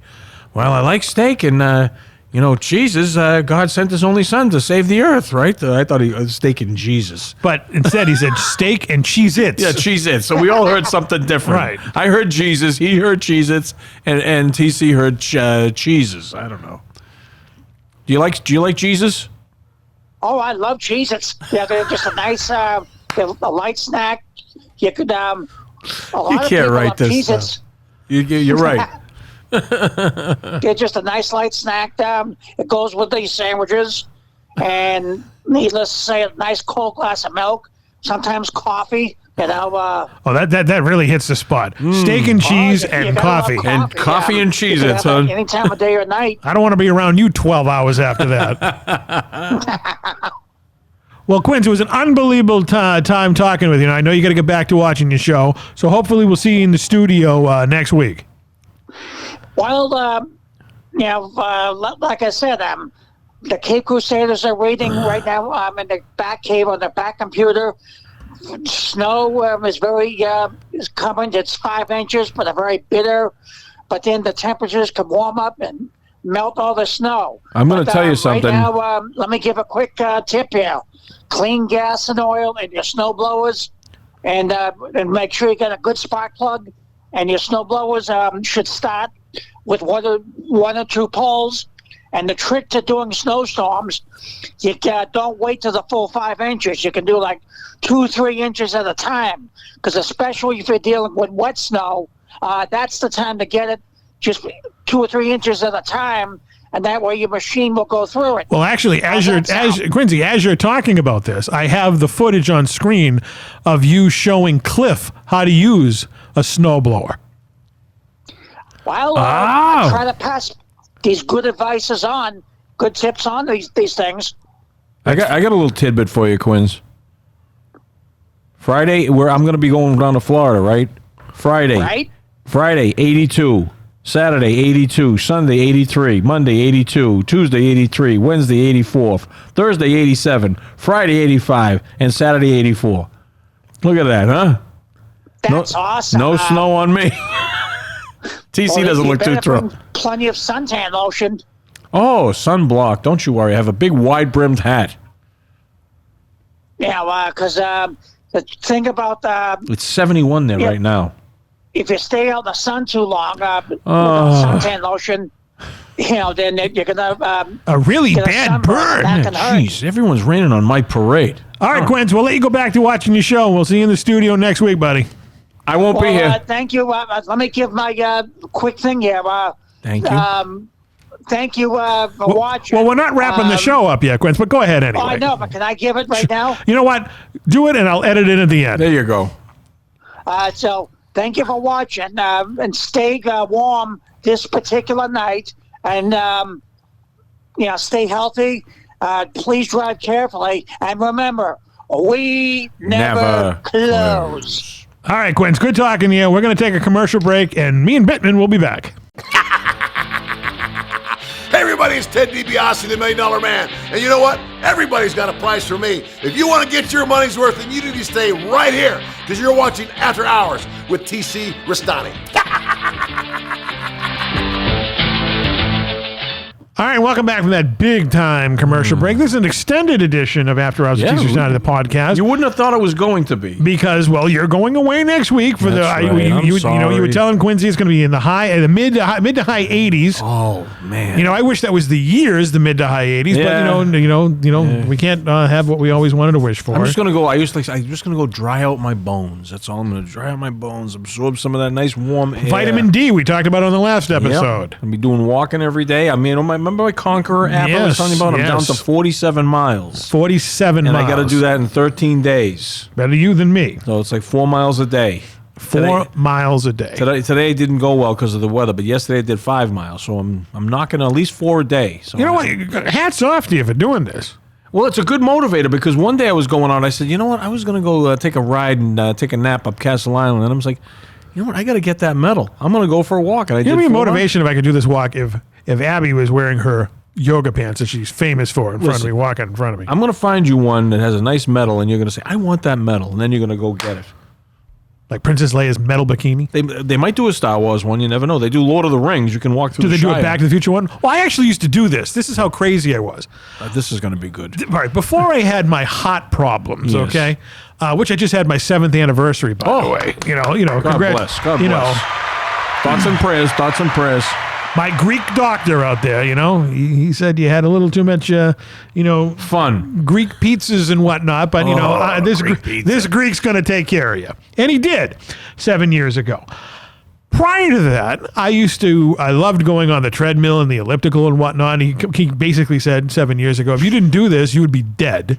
So, all right, gee, there's a motivator right there. Jeez, well. Okay, so you have your little gold medal thing out there, and I'm sure they have movie-themed ones and whatnot. Yeah. Now, this is how I didn't die. This is interesting. Is a miracle. Yeah. I told you I was born with 4 coronary arteries. 4 hearts. No, not 4 hearts. I'm not on Doctor Who or And only one of them was good. And only I had 4 coronary arteries. 3 of them were completely clogged. Jesus. That one thing was keeping me alive. And I told my surgeon this, and he just looked at me and he goes, someone upstairs likes you. Yeah. So I would go on the elliptical, or it was the elliptical, and I would be listening to the Back to the Future soundtrack. Okay. And I would get to the part where Marty is driving the DeLorean, heading to the clock tower at 10:04, the lightning strikes, and he had to be 88 miles an hour. Yep. If I didn't have my heart rate at 88 when that music cue hit, that's good. I would have to stop and do it until I did it. Wow. this lunatic, me, was going 188 beats a minute. Oof. So I could hit the friggin' music cue when the lightning strike. Only you. And when I told him that, he was like, you should not be here right now. That is insane. I mean, a healthy athlete with not clogged arteries would be great, but you had one little artery feeding that whole heart, and you made that thing go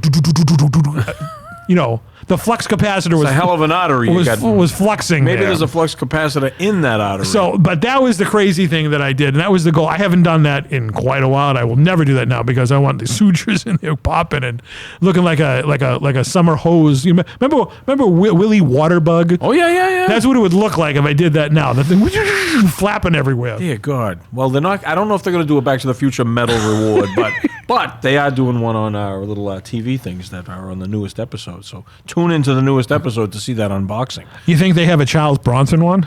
They should. They really should. Were you chasing like a scumbag in the subway? And killing the giggler. Right.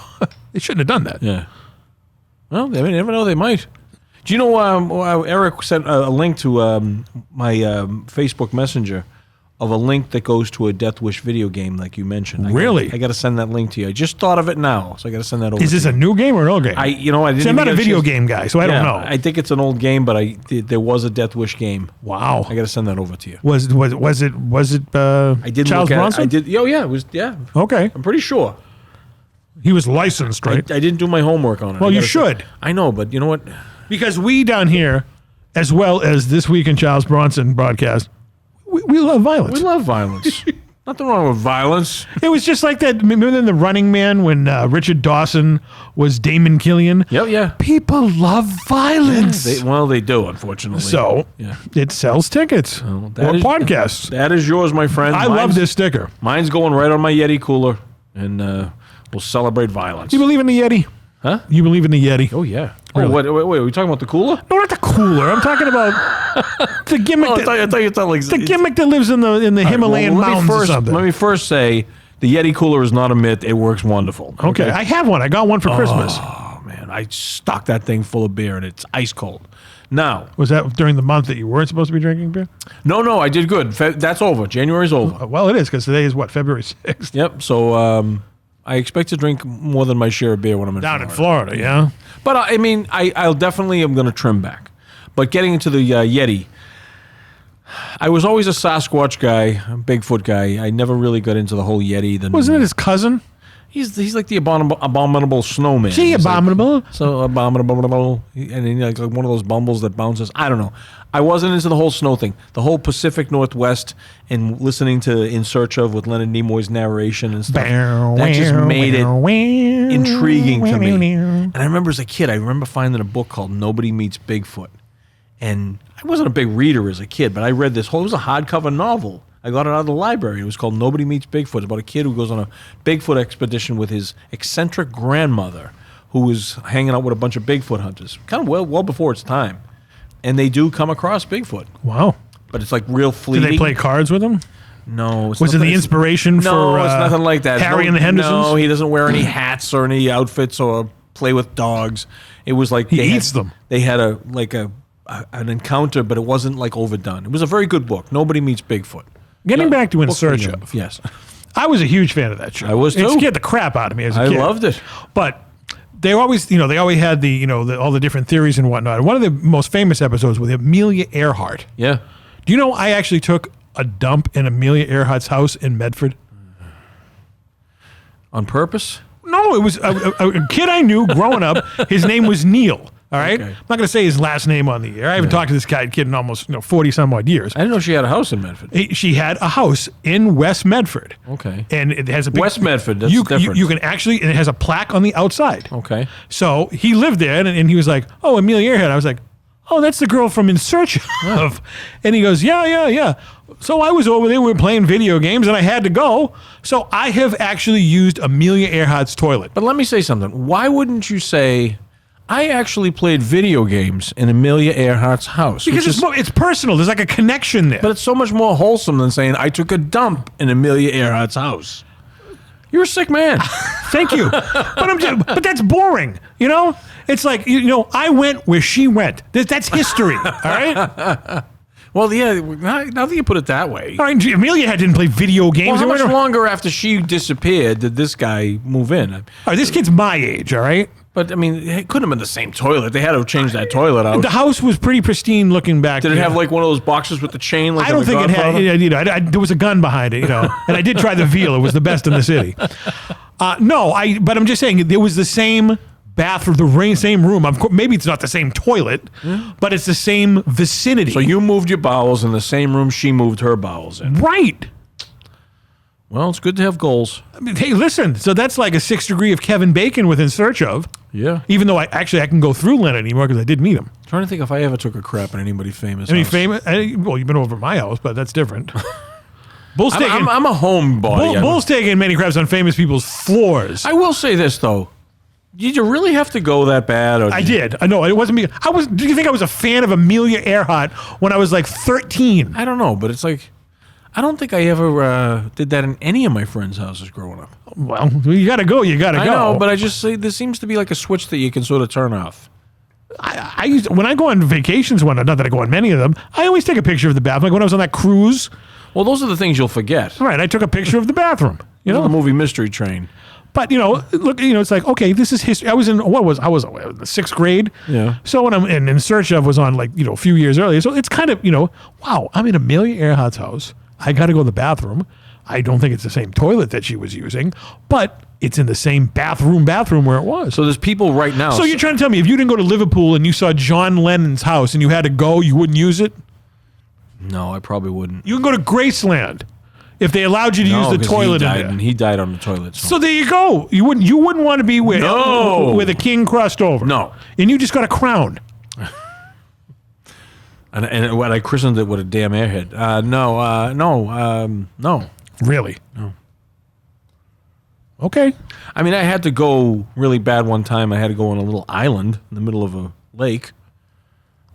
So Gilligan could have been there. Me and my buddy, it was a tiny island. Me and my buddies rode in a rowboat, and I said something happened. Something in my body was like, listen, we're not going to make it back to the Did you go to Bill and Bob's roast beef? It was kind of like that. So I jump out onto the island, right? And they're just sitting there in the rowboat. I'm like, guys, you got to go paddle around the island. This ain't going to work. Like, you're not going to stand there and watch me do this. Okay, so time out for sports here. Why didn't you just go in the water and wade? Oh, I couldn't. No, God, no. We could never do that in a million years. Really? Never. Oh, I'm getting skeeved even thinking about that. I just got the creepy crawlies on my shoulders. You would have got some creepy crawlies going up. I could never have done it. Well, if you did it in the water. No. I saw a kid do that at the beach one time. I wanted to kill him. I mean, I know what happens, but you kind of have to, like I always say on this podcast, suspend your disbelief. But I couldn't do that. I just went and took care of it. You know what he says to me? He says, you better have cleaned yourself or you're not getting back in this boat. I said, don't worry about it. He goes, well, what did you use? I said, don't worry about it. He goes, no, I want to know what you use. I'm like, you're never going to see that pair of underwear again, all right? I was going to say, did you have poison ivy a couple days later? Well, I thought about that. I said, no, I got to just... So it's a very candid story. And it had nothing to do with Amelia Earhart, but that's my number 2 story. Oh, well, Jeff and I had a mutual friend. His name was Dr. Red Dillinger. Mm-hmm. And he, I'm sure you heard him. He was a Southie legend. No. Maybe he's after you left. And he was the president of the I Will Piss Anywhere Club. Ugh. He did it in a drive-thru at a Burger King one night. Oh, my God. I know a guy who did it in the middle of an Allman Brothers show at the Orpheum. Well, all those people were probably high anyway. Right onto the floor. They didn't know. He was like, I just went. He goes, I just whipped it out and went. Nobody knew. If he didn't tell me, I wouldn't have known. At an Allman Brothers concert? Come on. How much drugs were they on? I'm not saying I'm against it because that one is like, because I hate the Orpheum and I hate the staff that works there. So I'm like, I'm glad you pissed there. But that's another thing I couldn't do. I don't even like going into a men's room and some son of a bitch comes in whistling. I'm like, get in and get out. You go in there, pee, pee, pee. I wish I could whistle right now. I'm not a good whistler. Like, what, leave me alone. I'm in here trying to piss. And you're going to come in whistling. Maybe it was like elevator music for urinals. I don't give a shit what it is. Just get in and get out. Well, he gave a shit because he was in there whistling. And these people that come in and want to talk to you. No, I've never had that happen, in the men's room or any type of bathroom situation. Like, shut up. Well, I did tell you that Jeff did have a conversation with Malcolm McDowell. That's right. Well, over at the Worcester Central there, with the DCU Center. See that I envy. Okay, but Jeff he goes, I didn't see this, but he goes, dude, I was in there taking a leak, and who walked right next to me but Malcolm McDowell? That's funny. I go, what did you do? What do you think I did? I started a conversation with him. That you would have to because you got a captive audience there. So, but no, there's these people that come in and they just whistle and they talk, and I like to get in and get out. In and out. Wonderful. Calm and cool. Speaking of that, did a lot of people like that unboxing of the Jaws? I'm going to tell you right now, a lot of people loved it. Yeah, and I did get some hate mail about my comments about the so it was a family trip. Some people agreed with that woman. So the one who swam with pigs? Yeah. Like I said, my stock's plummeting as we speak. Well, you're going to go down to Florida. Yeah, You're gonna recharge the batteries. Recharge the vitamin D. Yep. You're going to come back in 2 weeks. You're going to have some stories. Yep. And we're going to be fascinated to hear about these Oh, I things. can't wait. We fly out tomorrow night, which means we'll get there late, check in, wake up early on Saturday, and I'll be there. I'm going to go outside and let the sun and the warmth touch my body. And where are you going to watch the Super Bowl? At a place called Breezes. And we already got a reservation there. We were going to go to Miller's Ale House. We're going to go to Breezes because it's on property of where we're staying. And they usually put a giant inflatable screen floating in the middle of this giant swimming pool. And you can sit in a lounge chair and watch it on there. Isn't the sun getting in the way and you can't see the screen? Well, by the time the Super Bowl kicks off around 6, 7, down there it'll probably still be light till like 8 o'clock. But they'll just, they'll have it on the other TVs too. But then when it gets dark, you'll be able to see it very vividly. Wow. Because it's a night game. Is it on the ocean? No, we're landlocked. This is Orlando. This is in the middle of the of the state. You're in Orlando. Yes, sir. Yes, sir. Going to see Mickey? No, we'll go to Disney Springs. We won't go to the parks. And we'll go to Universal City Walk, not into Universal. We're going to go to Universal next year into the park because they have a King Kong exhibit King Kong ride that's going to be open. He's a kaiju. We're talking to our good friend that Dave today. here earlier. That opens in May, so we're missing that. Why don't you go to the one in Hollywood where they actually made these things? No, I don't want to go to California. No. Why don't you want to go to California? It's just a long flight. I did it once. It's 6 hours. Yeah, I flew to Hawaii and I had to stop there and then another 6 hours to Hawaii. Jesus, that was a Well, so you technically didn't go to Hollywood. You were just landed. No, I did go once on my 22nd birthday. I went out to California, Hollywood with my buddies. Oh, yeah? Yeah, we had a hell of a time. Did you go to the Comedy Store? No, but I did go to see a premiere at Man's Chinese Theater. Oh, yeah? Which one? Which La was that? Bamba, the very first showing. The premiere was that night, but they showed it in the afternoon. So that would have been 87. Yeah. So I was 22. Wow. My 22nd birthday. Was Lou Diamond Phillips there? No, well, probably at night. We okay. didn't go by at night, but I went in the afternoon because I got so sunburned the day before. I said, I'm right around the corner from Man's Chinese Theater, and I can go see a movie. Isn't it now Grauman's or whatever? It used to be called Grauman's, then it became Man's. Now I think it's Grauman's again. I think it's actually an AMC now or something. Oh, is it? Some corporation bought it. But it was a beautiful theater. I've been there. Oh my God, isn't it great? Yeah. I mean, you walk in, it's just expansive and everything. And but I remember seeing.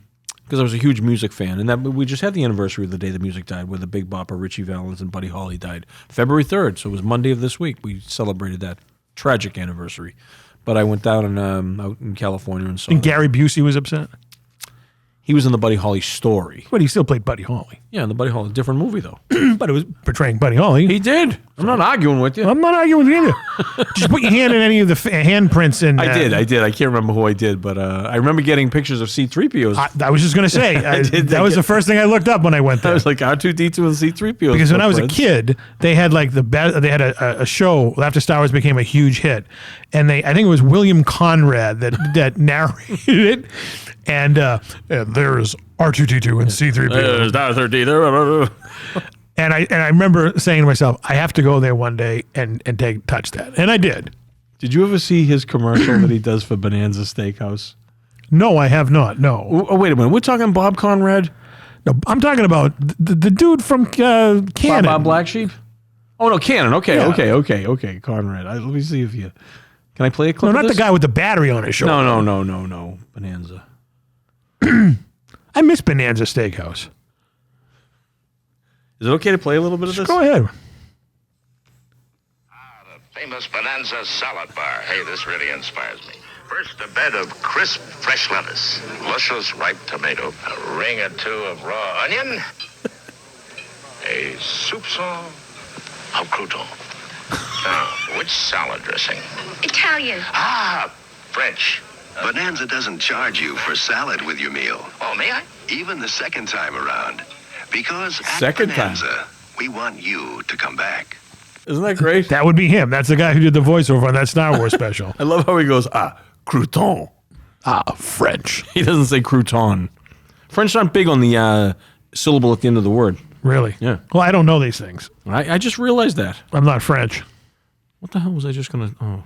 I'm getting text here from all over the places. All of a sudden, I'm getting text. I was just wondering what celebrity died or what country we blew both up. look at the same time. That's not always good. Did Quincy start learning how to text? Can you imagine your life if he did? No, I mean, God bless poor Reno when he used to call me 47,000 times a day, God rest his soul. and it was the same message all the time.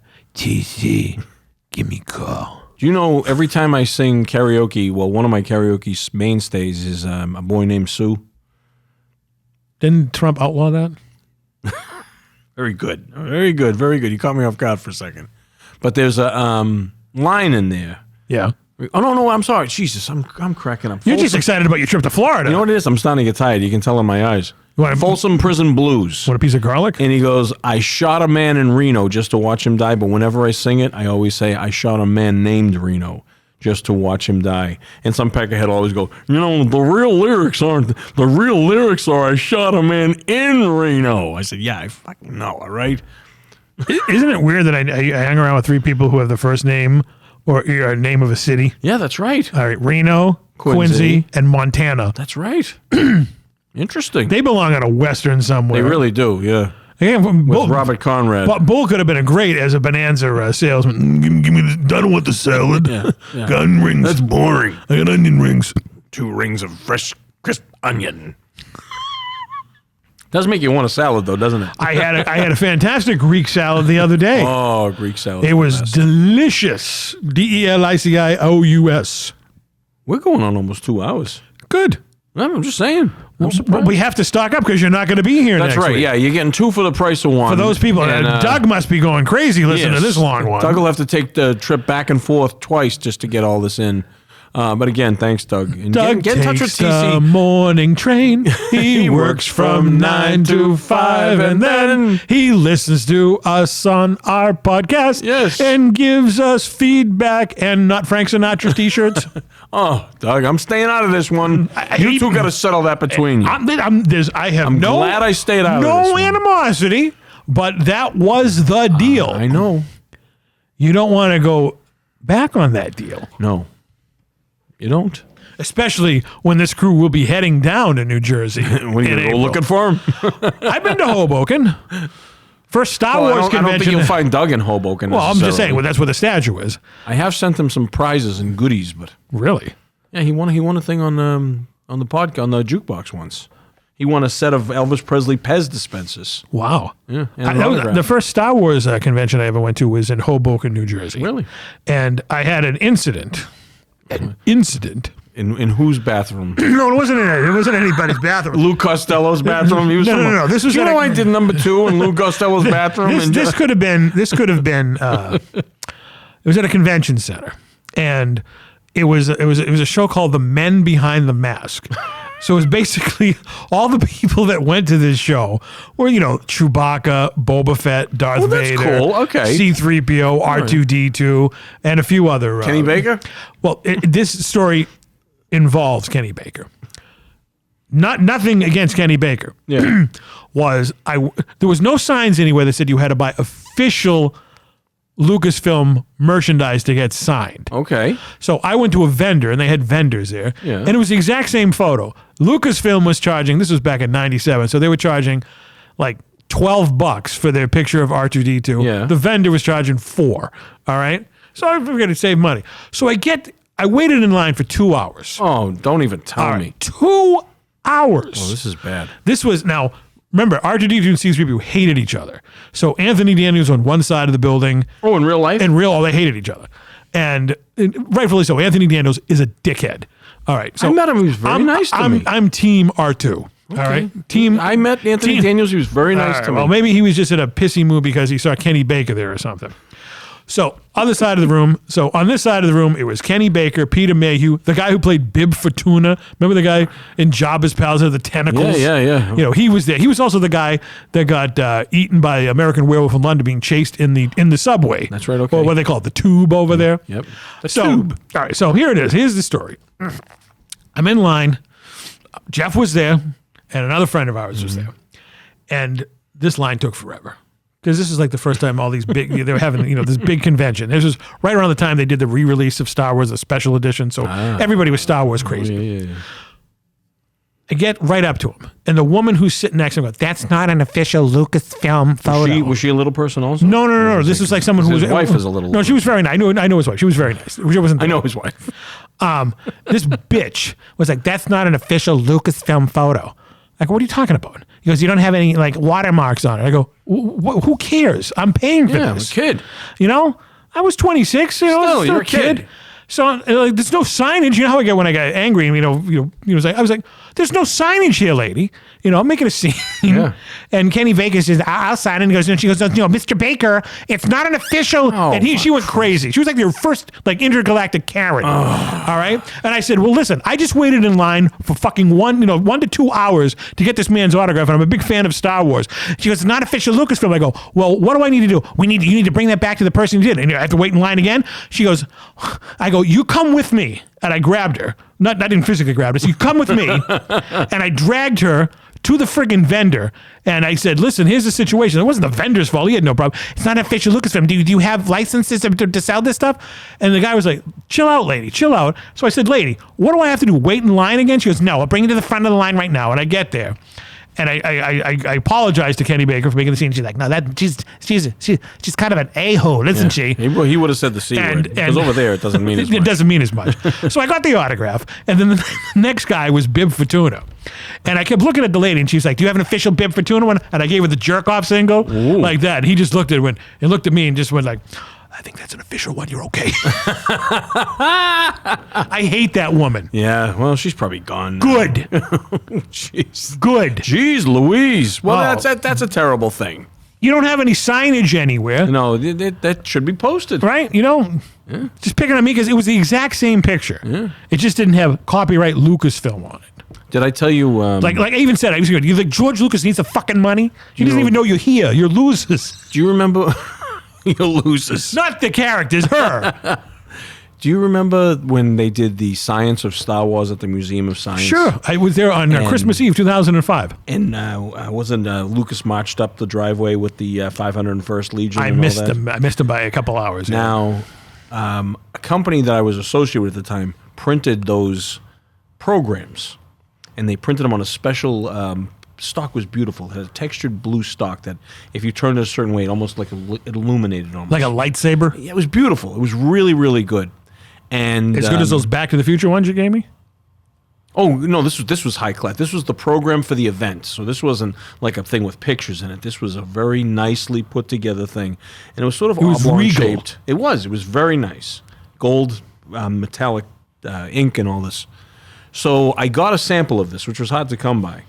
And I took it when Mayhew was up at the Super Mega Fest. Super Mega Fest, and he signed it for me. And his wife goes, hey, what is that? And she looked through it and everything, and he went, it's another party I wasn't invited to. That could have been I think that was the same convention where a bunch of kids were giving him shit. They're like, are you Howard Stern? Oh, no. And for those of you, Google Peter Mayhew. Yeah. Like he had. Could you imagine that? He had the fro. That's another party I wasn't invited to. He did that little regal, sort of like, as if to say thank you for bringing this thing up. And I gave him this awful memory, but he did a beautiful autograph on it. And someone stole my autograph, Billy D. Williams, that day. Who do you think it was? I think it was Glenn. I wouldn't be shocked. I'm telling you, I know I had it in my hand when I left it. I know eBay doesn't exist yet, so I'm going to just hold on to it. We were there all day. It was a long day. I was at this show. Yeah, we were driving home, and he wanted to all of a sudden go to the Newbury Comics over in Fresh Pond. Oh, I love that one. That place was great. I said, what the hell are you talking about? We just spent the entire day at the Super Mega Fest. Who was this, Glenn? Yeah, he wanted to go there because money was burning a hole in his pocket. I said, we did this today. You don't do this and that. Did they sell those blank eating videos? I don't know. Amelia Earhart videos? That could have been it. Maybe my horizons might have been broadened that day. Was there a guy there with an eye on his cheek? I think he was so mad. I think he said, fuck, I'm going to steal his Billy D. Williams. What did he get at the Newbury Comics? I didn't take him there. He was bullshit. And that's why I think he took my Billy D. Williams. Wow, we have to get him on the phone. He was absolutely pissed that I would not. I was like, dude, no, that's over. Why did he go? No, I probably had a car full. That's probably how I'd end up with you. Oh yeah. Because I would have had Jeff, Pearl's Wig, Bull. Because everyone was probably heading back to the studio or whatever. Whatever. I don't know. Wow. I don't blame him. I love Glenn. What still did you have Billy D. Williams sign? Oh, God, I can't remember, but I think he was with Chewbacca in it. Oh. Maybe I had them both sign it. I can't remember. Of course, I can't remember because I don't. Because you don't have it. No. It could be somewhere in Santa Rosa, California right now. That pisses me off, too, because he's dead now. Chewbacca. Billy D. Williams is dead. No, he's not. Oh, he's not. Well, Chewbacca's dead. Billy D is still kicking. I still have the Chewbacca program. Matter of fact, I should find that and bring it up. You'd get a kick out of looking at that. I would be. I wanted to go to that thing so bad. The opening night, I was calling 501st members that I knew. You have to have students. That was a big deal. That was a big That was deal. like meeting God to them. But I will say this: him marching up that driveway to that music with those guys, you could tell he was on cloud nine. I was happy for him. I believe that. I was happy for him. I wish I could find the footage. It's not on YouTube. I met George Lucas in 1999 when he was promoting Episode 1, The Phantom Menace. Yeah. He was on the Today Show, and then he crossed the street to go to the Rosie O'Donnell Show at 30 Rock. So that's where I grabbed him, right there. Was he nice? Very nice, yeah. I mean, you see the video of the guy filming on the street randomly, and he just wanders behind him. He just walks behind. It was in Chicago. Yeah, I love this that. guy doing. For those of you who don't know what we're talking about, there's a guy you can search it. Just type in, guy in the street with George Lucas. George Lucas background, and he has one of those, sticks for his iPhone. He's walking down the street talking about nonsense, and out of nowhere, George Lucas kind of like just almost bumps into him and walks into a building, a door in the building. He just walk into a building. There's a lot of that going around now. You see, Billy D. Williams got stopped on the street, but I thought he died. No, Jesus. Billy D. Williams. Willem Dafoe. Oh, yes, I did see that. And it's great because the guy really didn't know who he was. And it was kind of endearing, Willem Dafoe is one of the nicest people I've ever met. Yeah, I always liked his stuff. Here is a story. Yep. It took place on November 13th, 1999. And he knows that for sure. He was in a play way off Broadway. So way off Broadway, I think it was in the Bronx or Brooklyn. He was in a play called The North Atlantic with Steve Buscemi. And I was there with Bull. Of course. This is the famous bus trip that he still owes me money for. 26 years later. A lot more than that. Okay, well, it ain't gonna happen. I'm never gonna see that. But Steve Buscemi came out, very nice guy. Signed the thing. Bull's like, could you sign it? The Bull, Bill, the Bull. He's like, what? That's his name. His name's Bull. So Willem Dafoe came out, and he's like, guys, I'm just gonna go down and get a cup of coffee, and I'll be right back. I'm like, he's blowing us off. Yeah. 5 minutes later, he comes back with his cup of coffee. Guys, what do you need? Autographs, anything like that? One of the coolest dudes ever. It was a cold November day, too. Nice. Speaking of that was the day that Bull bummed a cigarette off of Chewbacca. So he smoked one of Chewbacca's cigarettes. I was sitting there. I'm like, I was in the convention, and I'm like looking for him. I go, where the hell is the last time I saw Bull? He was chatting it up with that dude who did the 7-Up commercials in the 70s. The Uncola? That dude, right? So I'm like, where the fuck did he go? I'm like, where did Bull go? I had some of the autograph. I go, where did Bull go? And they go, I don't know. I think he went outside. I'm like, all right. Because he's been in New York, but he doesn't know his way around. I was going to say, yeah. So I'm looking at it. He's on West 18th Street, right across the street from Ira's Movie Star News. Oh, he talked like that. That's right. And he sold all the pictures. So I'm like, frantically looking for Bull. I'm looking at every hot dog and pretzel vendor, on the street. Oh, where the food is. And I'm like, where is he? Then I see him right down the street. I'm like, no. And I walk down casually. I didn't want to be like a goon or anything. I go, hey, Bo, what's going on? Just sitting here chatting it up with my good friend here. I bummed a cigarette off of him. And he was completely and he's sitting there going, because he had that big, thick British accent. Yeah. He's like, very nice talking to him. And he walked away. And I let him walk away. I go, Bull, do you have any idea who that was? He's like, yeah, no. Bummed a cigarette. I go, that's Chewbacca. Nah, that's Chewbacca. I go, do you even know who Chewbacca is? Nah, he has no idea about Star Wars. Nothing. I thought he was a real animal. Nothing. I thought he was a tall guy. Maybe basketball guy. So now he's walking around on cloud nine and telling everybody, all the collectors, I was outside smoking a cigarette with Chewbacca. They could care less. But yeah, the universe is one now. It really is. It was just, you brought up Chewbacca, and Bull has met Chewbacca and bummed a cigarette. It's amazing the rabbit holes you go down on this podcast. You just think how far we could go even deeper. I know, and I'm telling you right now, I think I'm falling asleep with this microphone. And that's a cue to wrap up the program. What is it? We're over 2 hours. We're over 2 hours. This has been the extended edition, because if you weren't going on vacation, we would have done a while ago. But when we started, I said, and then there were 2. I didn't know we were talking about the hours as well. Well, you want to wrap up the show?